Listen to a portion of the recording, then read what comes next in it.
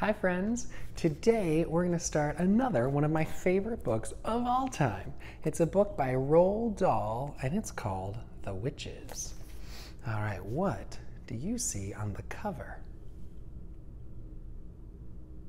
Yeah, I see maybe a scary looking lady and she's got her hands up, although I can't really see her hands. It looks like maybe she's wearing gloves. And then I see a little boy, and he's looking up at her. And on the back, let's see what it says. It says, in fairy tales, witches always wear silly black hats. But this is not a fairy tale. This is about real witches. Oh my goodness. All right, Roald Dahl, The Witches. The first chapter is called A Note About Witches. In fairy tales, witches always wear silly black hats and black coats, and they ride on broomsticks. But this is not a fairy tale. This is about real witches. The most important thing you should know about real witches is this. Listen very carefully. Never forget what's coming next. Real witches dress in ordinary clothes and look very much like ordinary women. They live in ordinary houses and they work in ordinary jobs. That is why they're so hard to catch. A real witch hates children with a red-hot, sizzling hatred that is more sizzling and red-hot than any hatred you could possibly imagine. A real witch spends all her time plotting to get rid of the children in her particular territory. Her passion is to do away with them one by one. It is all she thinks about the whole day long, even if she is working as a cashier in a supermarket, or typing letters for a businessman, or driving around in a fancy car, and she could be doing any of these things.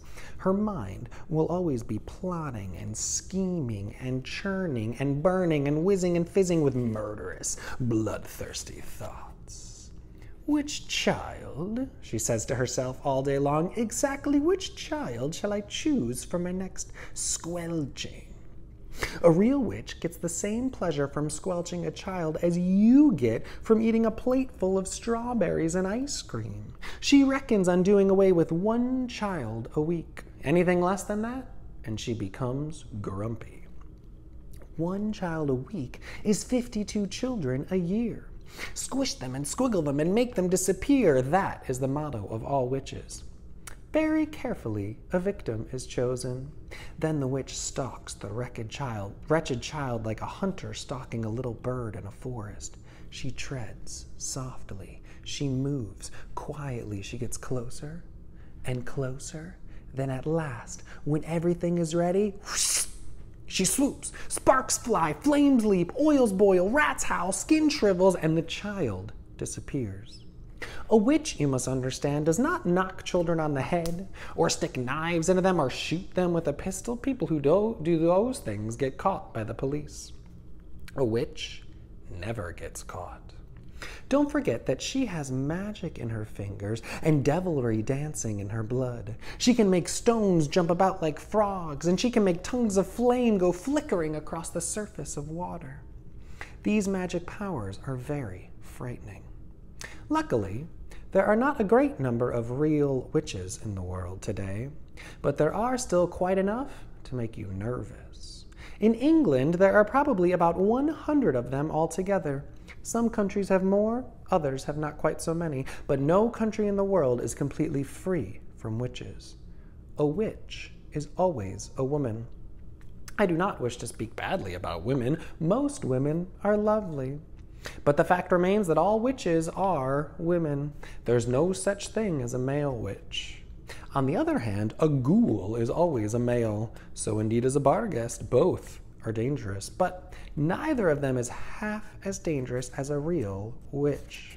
As far as children are concerned, a real witch is easily the most dangerous of all the living creatures on earth. What makes her doubly dangerous is the fact that she doesn't look dangerous.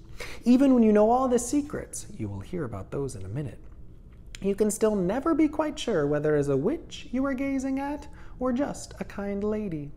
If a tiger were able to make himself look like a large dog with a waggy tail, you'd probably go up to him and pat him on the head, and that would be the end of you. It's the same with witches. They all look like nice ladies. Kindly examine this picture.